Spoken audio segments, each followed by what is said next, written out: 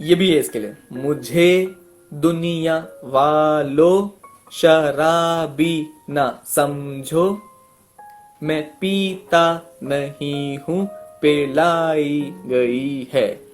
ये कविता है, एक रचना है, जो है ये गाना, ये एक नगमा है, लेकिन मेरे कहने का मतलब जो ये रचना है इसका यही स्केल है। तो मुझे दुनिया वालों शराबी ने समझा को आप मोहब्बत की झूठी कहानी पे रोए पे भी फिट कर सकते हैं, सेम म्यूजिक पे, क्योंकि उसका स्केल, उसकी बहर, उसके शब्द का वजन बराबर है। तो ये बहुत जरूरी है समझना कि शब्दों का वजन क्या है, हमारे अल्फाज, एक एक अल्फाज जब हम सुनते हैं तो क्या वजन है। और इसी बहर में आज मैं चाहता हूं कि आप प्रैक्टिस करें, और मैं चाहता हूं कि हमारे सेशन का जो एंड हो, अच्छा जो दूसरा सेशन हुआ था उसका भी विनर अनाउंस करना बाकी है, और जो भी विनर है उनको पीडब्ल्यू की तरफ से एक सरप्राइज गिफ्ट जाएगा। I just 1 second, give me a minute. और हालांकि मुझे विनर अनाउंस करते में सच कहना चाहता हूं कि बहुत ज्यादा तो खुशी नहीं हो रही है, क्योंकि काफी लोग जिसमें से लिख रहे हैं उन्होंने आहिस्ता का वजन 1-2 निकाला है। अजी 1-2 का वजन का कोई शब्द बताइए। सबा, हवा, नवा, तवा, जहां, यहां, ये है 1-2, यहां, जहां। तो आहिस्ता का वजन 1-2 कैसे हो सकता है?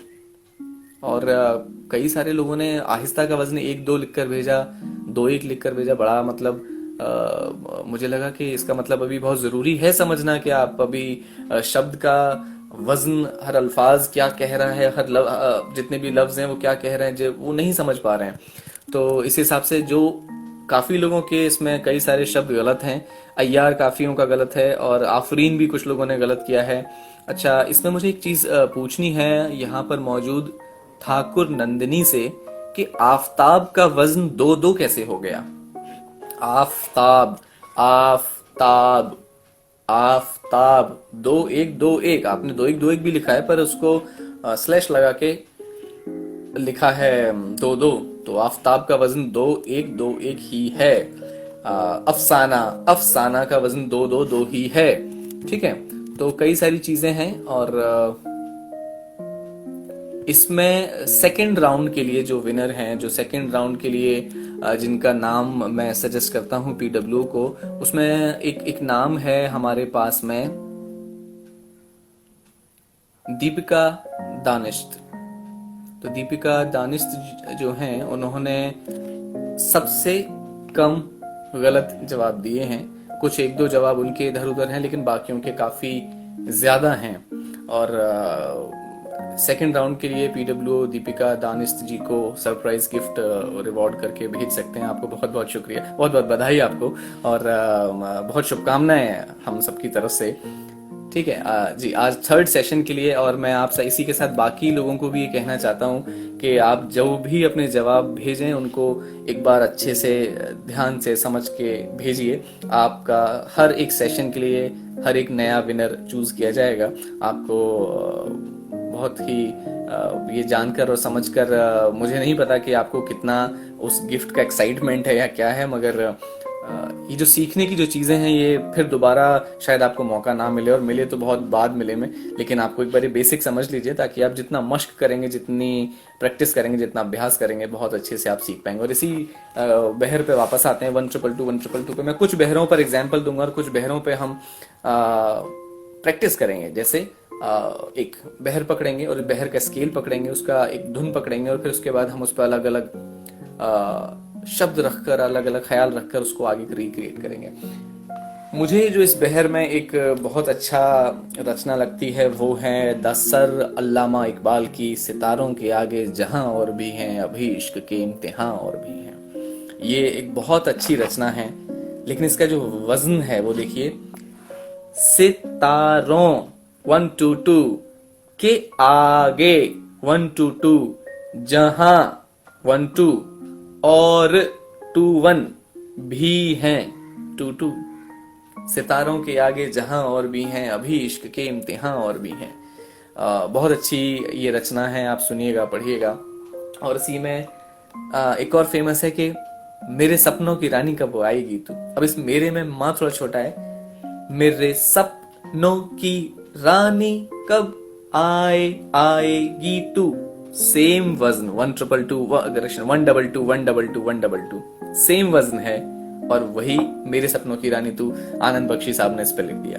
और इसी स्केल पे आप देखिए, इसी बहर पे कितने सारे लेखकों ने, कितने सारे शायर, कितने कवियों ने कितनी सारी चीजें लिखी हैं, जिसमें एक साहिर लुधियानवी का मुझे वो बहुत पसंद है, ये तख्तों ये ताजों, ये महलों ये तख्तों ये ताजों की दुनिया, ये जो इंसान के मुझे एग्जैक्टली सेकंड उसका जो मिसरा है, दूसरा मिसरा एकदम दिमाग से उतर रहा है, याद नहीं आ रहा, मगर बहुत खूबसूरत है। और इसी अच्छा, अब लोग कह रहे हैं कि भाई इसी वजन में आपने बहर तो सिखा दी, तो क्या सिर्फ हम गजल कह पाएंगे? बिल्कुल नहीं। सुदर्शन फाकिर साहब को पढ़िए, उनकी एक नज्म है, एक पोइट्री है, और वो पोइट्री आई एम श्योर आप सब ने डेफिनेटली सुनी होगी। वो पोइट्री है इसी वजन पे, इसी स्केल पे, ध्यान से सुनिए, ये 122 लिखा है। अब मैं जानता हूं आपको उल्टा नजर आ रहा होगा, लेकिन आप समझ सकते हैं कि ये 2 है, ठीक है।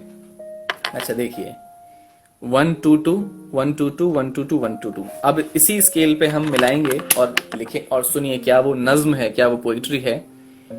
ये दौलत भी ले लो, ये शोहरत भी ले लो, भले छीन लो मुझसे मेरी जवानी, मगर मुझको लौटा दो बचपन का सावन, वो कागज की कश्ती, वो बारिश का पानी, ये दौलत भी ले लो। I am definitely I am sure कि आप सबने जरूर ये नज्म जो जगजीत सिंह की एक रूहानी आवाज में थी और हम सबने सुनी होगी, ये एक नज्म है जो उन्होंने गाई थी, और ये एक पोइट्री है जो सुदर्शन फाकिर साहब ने लिखी थी, और उसको उन्होंने संगीत दिया था। और कितना खूबसूरत संगीत है, वाह! मतलब सुनकर आपके अंदर की रूह खुश हो जाती है, आत्मा खुश हो जाती है। अब बात आती है कि हम ऐसा कैसे लिखें। यहाँ तक तो सब बड़े बड़े शकील बदायूनी की बात की, एस.एच. बिहारी की बात की, मैंने साहिर साहब की बात की, और बहुत अल्लामा इकबाल की बात की। तो हम ये कैसा लिखें, हम इस तरीके से कैसे लिखें, बात यहाँ आती है। तो शुरू में, अब जैसा फिर से मैं अपनी रोटी वाली मिसाल पर लौट कर आता हूँ कि अभी आप सिर्फ लोई बनाना सीख रहे हैं, उसको बेलना सीख रहे हैं। लोई बनाना मतलब वजन तक बात आ गई, अब आप उसको धीमे धीमे बेलना सीख रहे हैं, गोल करना सीख रहे हैं। जब आप अच्छे से गोल करना सीख जाएंगे, मतलब आप बहर पे कमांड कर लेंगे। आपको कुछ भी दे दे, आप सीमेंट पे दे देंगे, सीमेंट को भी गोल करके फुला के रोटी बना देंगे। फिर उसके बाद हम आएंगे उसमें टेस्ट, उसमें खुशबू, उसमें महक, उसके स्वाद पर काम करेंगे। मतलब हम अपने विचार, अपने जज्बात और उसके मफहूम, उसकी मायने क्या हैं, हम उस पर बात करेंगे। और किसी शेर की शेरियत को कितना निखारा जा सकता है, उसको अच्छा शेर कैसे कहा जा सकता है, बुरा शेर कब कहते हैं, वो हम उन सब पर आगे वाले सेशंस में बात करेंगे। अभी के लिए आपका काम है इसी बहर में अपनी कोई भी रचना के मात्र 2 शेर या एक मतला, एक शेर। मतला के मानी फिर से बता देता हूँ, गजल का वो पहला शेर जिसके मिसराए उला मतलब ऊपर की लाइन और मिसराए सानी मतलब नीचे की लाइन सेम वर्ड से मतलब रदीफ से एंड होते हैं, या फिर दोनों में अगर रदीफ नहीं है तो फिर तो काफिया ही रहेगा, लेकिन दोनों लाइंस में, दोनों पंक्तियों में, दोनों मिसरों में काफिया होता है। कोई उम्मीद बर नहीं आती, कोई सूरत नजर नहीं आती, मौत का एक दिन मुय्यन है, नींद क्यों रात भर नहीं आती। अब इसमें पहला शेर सुनिए गालिब का क्या था कि कोई उम्मीद बर नहीं आती, तेरी सूरत नजर जर नहीं आती, तो अर का काफिया है। तो दोनों लाइंस में है, पहले शेर में उसे मतला कहते हैं और दूसरे बाकी शेर हमारे लिए शेर हैं। और बहुत सारी चीजें बताई थी उस वक्त में हमने, हुस्ने मतला कहा था, और आखिरी ये गजल, बहुत सारी चीजें थी, वो रिपीट नहीं करेंगे, बहुत लंबा टाइम निकल जाएगा। तो इसी बहर पे, इसी धुन को पकड़ते हुए हम अपने विचार लिखें। और कैसे लिखेंगे, जैसे कुछ रफ काम करते हैं। और आइए आप लोग अपनी, अब वक्त आ गया है अपनी अपनी कीबोर्ड्स पे अपनी अपनी उंगलियां चलाने का। एक धुन पकड़ लीजिए जो आपको पसंद हो शुरू में, और ये मत समझिएगा कि गजल लिखने का एक यही रास्ता है, बिल्कुल नहीं। इसका एग्जाम्पल वही है जो मैंने आज अपनी आपको गजल सुनाई थी कि अगर आती न वो आंधी न वैसा जलजला होता। शुरू में जब हम प्रैक्टिस करते हैं, जब कभी मैंने सालों पहले प्रैक्टिस शुरू की थी, तो मैं भी किसी बहर को एक बहर क्या है, 1-2-2 1-2-2 1-2-2 1-2-2 एक स्केल है। अगर उस स्केल को हम एक धुन पकड़ लें और जो धुन आपको पसंद है, मैंने बहुत सारी धुन बताई यहाँ पे, सितारों के आगे जहां और भी हैं वाली बताई, और उसके आगे मैंने आपको ये भी बताई कि दौलत भी ले लो या शोहरत भी ले लो, या फिर मेरे सपनों की रानी कब आएगी तू, या फिर बने चाहे दुश्मन जमाना हमारा रहेगा दोस्ताना हमारा, या फिर जो वादा किया वो निभाना पड़ेगा, ये भी इसी बहर पे है। या फिर मुबारक हो तुमको समाये सुहाना, कोई भी किसी भी गीत की धुन पकड़ लीजिए, जो भी मैंने आपको ये चुनिंदा गीत बताए, इनमें से किसी भी गीत की, वो जब आए बहुत याद आए, इशारों इशारों में दिल लेने वाले, या फिर न तुम बेवफा, ना तुम बेवफा हो ना हम बेवफा हैं, बिल्कुल इसी बहर पे है। आपको जो धुन पसंद है पकड़िए, उसमें आप अपने लफ्ज पे रोएं, आप उसमें अपने मानी डालें, अपने मीनिंग डालें, और आप कुछ भी पहला लाइन दूसरा, आप सिर्फ एक लाइन कहिए। चलिए लास्ट 5 मिनट सेशन के, लास्ट 5 मिनट, आखिरी 5 मिनट हैं, और इस आखिरी 5 मिनट में सिर्फ एक लाइन कहनी है, ओनली 1 लाइन, एक मिसरा कहना है। जरूरी नहीं है उसमें कोई भी मानी हो, आप बिना मतलब का कोई भी एक मिसरा कहिए जिसमें वजन बराबर हो, जैसे 1 to 2 आप कहिए, नजारा हमारा, नजारा तुम्हारा, कुछ भी कहिए, बस इसी 1 to 2 स्केल में कुछ टाइप कीजिए, जल्दी से फटाफट टाइप कीजिए, जिसका वजन वही हो जो मैंने अभी अभी बताया, 122 122 122 122, कुछ भी कह सकते हैं। ये बारिश का बहता सा पानी नहीं है, अभी ये मेरी वो निशानी नहीं है, ये बारिश का बहता सा पानी नहीं है, होगी लाइन। अभी अभी दर्द दर्द, अभी दर्द है इम्तिहानी नहीं है, तू ना आओगे तो ये रात माँ होगी, बरसात का मौसम में बरसात ना होगी।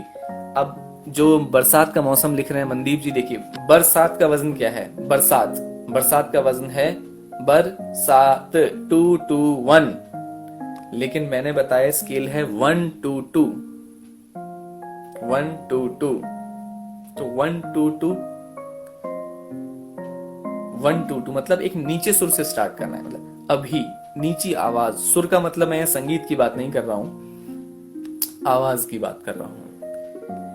लेकिन स्केल है 1 to 2 122 122 122 122, स्केल 122 से स्टार्ट हो रहा है। या जैसे 1 2 क्या शब्द है, अभी, अभी उसकी आंखों में पानी नहीं है, निहायत हंसी ये हंसी सी सबा है। अब इनका जो मीनाक्षी जी ने एक मिसरा कहा है, निहायत हंसी ये हंसी सी सबा है, आइए इसकी तख्ती करें। या आप, उम्मीद है आप सब समझ पा रहे होंगे, 1 2 2 1 2 2 1 2 2 1 2 2 लिखा है मेरी चारों उंगलियों के खानों पर, तो निहायत हंसी ये हंसी सी सबा है, बिल्कुल सही। इस वक्त सिर्फ हम चेक कर रहे हैं कि आप इस स्केल पे लिख पा रहे हैं नहीं। अभी मेरा कोई इंटेंशन आपके मफहूम को, आपके अर्थ को, आपके मानी को, आपकी शेरियत को जज करना नहीं है, और अभी हम सब ये प्रैक्टिस करना चाहते हैं कि आप इस स्केल पे अपनी बात कहिए।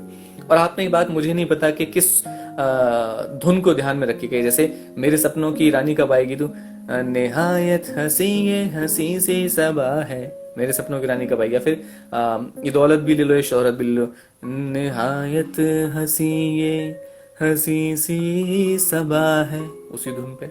या फिर मोहब्बत की झूठी कहानी पे रोए, निहायत हंसी ये हंसी सी सबा है। तो आपकी मर्जी, आपकी धुन, आपका टेस्ट, आप जो भी पकड़ना चाहें, लेकिन आपका ये बिल्कुल, और जरूरी भी नहीं है कि आप कोई धुन चुने, आप सिंपल शब्द भी पकड़ सकते हैं, 1 2 2 1 2 2, निहायत हंसी ये हंसी सी सबा है, ये कैसी दवा है, ये कैसी दवा है, ये कैसी वबा है। वबा मतलब पेंडेमिक, पेंडेमिक मतलब जो आजकल चल रहा है, तो ये कैसी वबा है, ये कैसी वबा है, वाह निहायत ये हसी सी सबा है, ये कैसी वबा है, ये कैसी वबा है। न जन्नत की गलियां, न जन्नत की गलियां, न जन्नत की गलियां। अब नरक, नरक शब्द तो यहाँ बैठ नहीं पा रहा है, क्योंकि मुझे दो वजन का एक शब्द चाहिए जिसके मानी हो हेल, तो मैंने शब्द यूज किया दोजख।